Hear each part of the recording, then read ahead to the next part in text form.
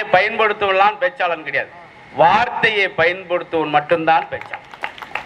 ஒருத்தனை மாடு அப்படிங்க கோவப்படுவான், அவனை பசு போலன்னு சொல்லுங்களேன், டீ வாங்கி கொடுப்பான். மருத்துவர் என்ன சொல்றார், ஒரு நிமிஷம் சிரிச்சா ஒரு சொல் ரத்தம் ஊறும். நீங்க இன்னைக்கு 4 மணி நேரம் சிரிக்க போறீங்க, ரத்தம் ஓவரா ஊறி காது வழியா ஒளியிராம எதுக்கு பக்கத்துல ஒரு செம்பு ஒன்று வச்சுக்கோங்க. ஒருத்தன் இந்த இடத்துல தட்டி, டாக்டர் எனக்கு கண்ணு மங்களா தெரியுது. அவர் சொல்ல உனக்கு உண்மையாக மங்களா தெரியுது, நான் வக்கீல்ப்பா, டாக்டர் பாத்திரம் அங்கே போய் பாரு.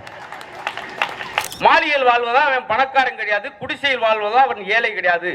மகிழ்ச்சி மனநிறைவோடு எவன் வாழ்கிறானோ அவன் தான் கோடீஸ்வரன் சார்.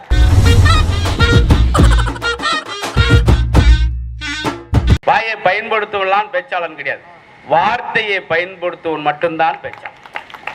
ஒருத்தனை மாடு அப்படிங்க கோவப்படுவான், அவனை பசு போலன்னு சொல்லுங்களேன், டீ வாங்கி கொடுப்பான். ரெண்டுக்கு பெரிய வித்தியாசம். ஏடா மிருகம் மாதிரி இருக்கு அப்படின்னா கோவப்படுவான், அவன் சிங்கம்ங்க அப்படின்னா சந்தோஷப்படுவான். ரெண்டும் ஒன்றுதான். நம்மளால எப்படி, ஏன்னா எங்க எழுதி போட்டாலும் கடைபிடிக்கிறான்னா, பூங்காவில் எழுதி போட்டிருப்பாங்க பூக்களை பறிக்காதீர்கள், செடியோடு கூட்டிட்டு போவாங்க. அது மாதிரி அவங்க வார்த்தைகளை அழகாக மக்கள் ரசிக்கும்படியாக கொடுக்கக்கூடிய திருச்சியை சேர்ந்த அன்னலட்சுமி பாத்தீங்களா, லட்சுமி அன்னத்தை வாரி வாரி கொடுத்த மாதிரி நல்ல வார்த்தைகளை வாரி கொடுப்பதற்காக அந்த காலத்துக்கு 2 பேர். அதே போல இந்த காலம் என்ன சாதாரண காலமா பார்த்தீங்களா, பருக்கு முடிச்சுக்கிட்டு 2 பேச்சால் ஐயா உட்காருங்க, என்ன ஒரு மணி நேரமா அலையிறீங்க, இன்னும் சீட்டு கிடைக்கல உங்களுக்கு. அவர் வாஸ்துப்படி தர்றார். இந்த ஏன்னா போன வருஷம் அங்கே உட்காந்து ரொம்ப சிரிப்பா இல்லை அப்படின்னு சொல்லி அவரே வீட்டில் சேர் கொண்டு வந்திருக்காரு. ஆமா, ஏதோ சேர்மன் மாதிரி சேர சுற்றி வந்துட்டு இருக்காரு. பரவாயில்ல, சந்தோஷம். இந்த காலம்தான் வேகமா ஓடுறோம் சார். நாங்களாம் இன்னைக்கு மூட நம்பிக்கையில் மூழ்கலை பார்த்தீங்களா. ஒரு டயத்தில் எப்படி இருப்பாங்கன்னு, நாங்களாம் இந்த படிக்கும்போது இந்த காலண்டர் தினக்காலண்டர் அந்த ராசி பலம் பார்த்துட்டு தான் நான்லாம் போவேன். அதுக்கும் சம்பந்தம் இல்லாமல் இருக்கும். கன்னி ராசி யோகம் அடிக்கும், லாரிக்கார அடிச்சு போட்டு போயிருப்பேன் சந்தில். அது மாதிரி நாங்கள் இல்லை சார். இன்னைக்கு நாங்கள் ஆமாம் நாங்கள் புதுசா யோசிக்கிறோம், வேகமாக இயங்கிக்கிட்டு இருக்கோம். எங்களுக்கு அதுக்கெல்லாம் நேரம் கிடையாது. ஆக இந்த காலத்தில் நாங்கள் செய்து கொண்டிருக்கிறோம் அப்படின்னு சொல்வதற்காக அவங்களும் நிரம்ப பட்டிமன்றங்கள், பாட்டு மன்றம், ஜல்லிக்கட்டு நிகழ்ச்சி ஒன்று நடந்துகிட்டு இருக்கு ரொம்ப காலமாக தமிழகத்தில். அதில் அந்த ஜல்லிக்கட்டில் முதல் பெண் வர்ணனையாளர் அப்படின்ற பெருமைக்குரியவர்கள்.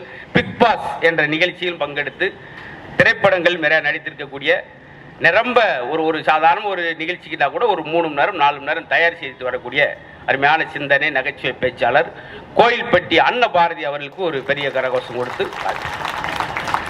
நீங்கள் நம்ம நிகழ்ச்சி தான் வந்திருக்கீங்க ஐயா, சும்மா தட்டுங்க. ஏன்னா அவங்க தட்டாட்டி பரவாயில்ல, தட்டுறவங்களை எட்டிட்டு பார்த்துக்கிட்டே இருக்காங்க. அதில் நீங்கள்லாம் அப்படி நாங்கள் ஒன்றும் இல்லை, நாங்கள் ஒரு விஷயத்தை சொல்லிட்டு ஆசையோடு உங்கள் முகத்தை பார்ப்போம். உங்களுக்கு சிரிப்பே வரலினா கூட இறக்கப்பட்டு எங்கள் மேலே எங்களுக்காக சரிங்க ஒரு ஆறுதலாக போகும். ஏன்னா ரொம்ப தொலைவில் வந்துரு 9 மணி நேரம் டயரே தெரிஞ்சு இங்கே டயர் மாற்றின வேலூர் அப்படின்னா எவ்வளோ தொலைவில் வந்திருப்பேன். அதுக்காக நீங்கள் ரசிக்கணும் சார். ஒரு காலத்தில் என்ன சொல்லுவாங்க தெரியுமா, நேற்று இருந்தவன் இன்னைக்கு இல்லை மாப்பிள்ள, இன்னைக்கு இருந்தவன் நாளைக்கு இல்லை. இப்போ அதெல்லாம் கிடையாது. நைட்டில் இருந்தவன் காலையில் இல்லை.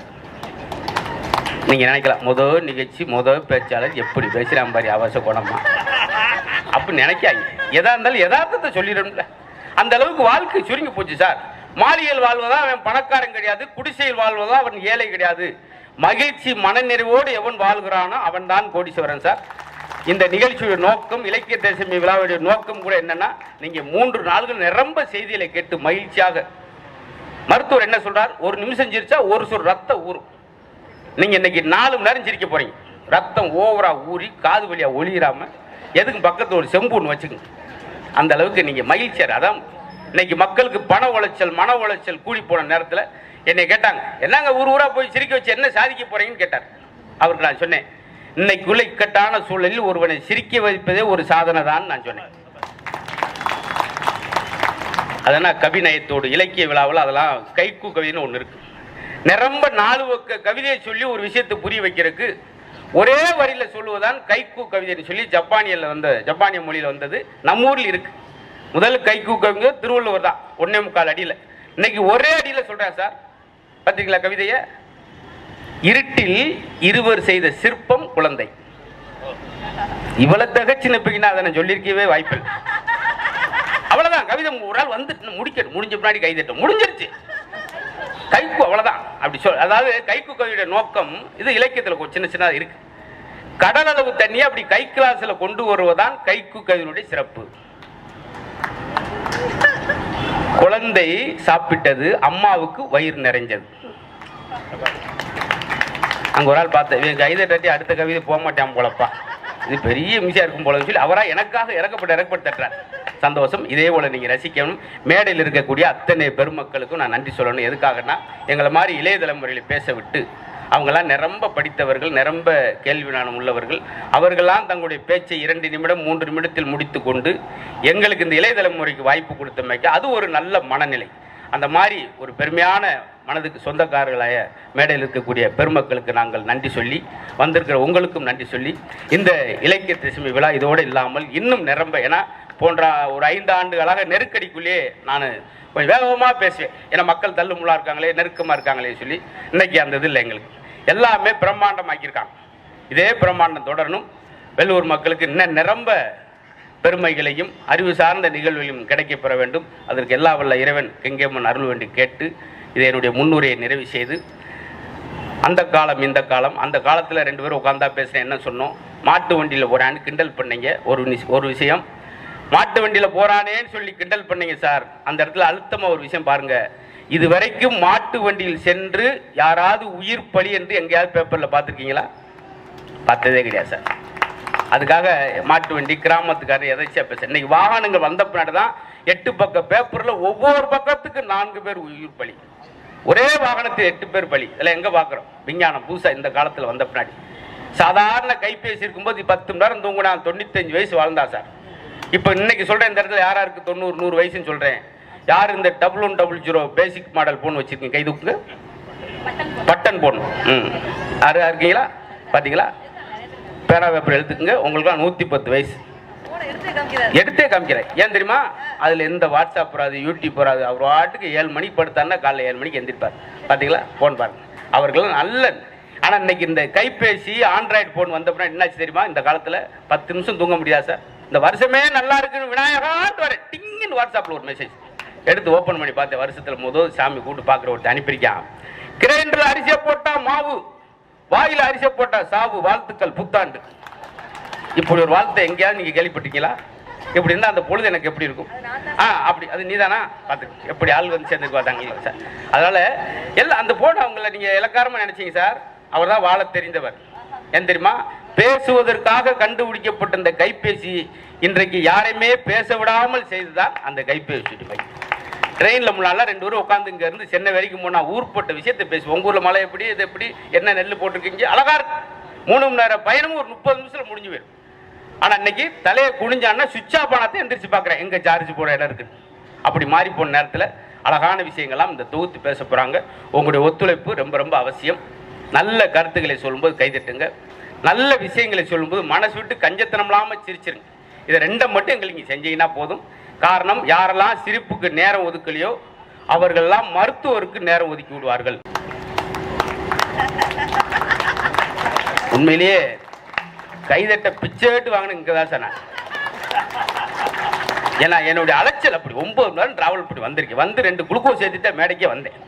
அப்போ நம்ம என்ன எதுக்காக சொல்ல, தப்பா சொல்ல. இப்பெல்லாம் ஒருத்தன் டாக்டர் போய் உட்காந்தேன் சார்.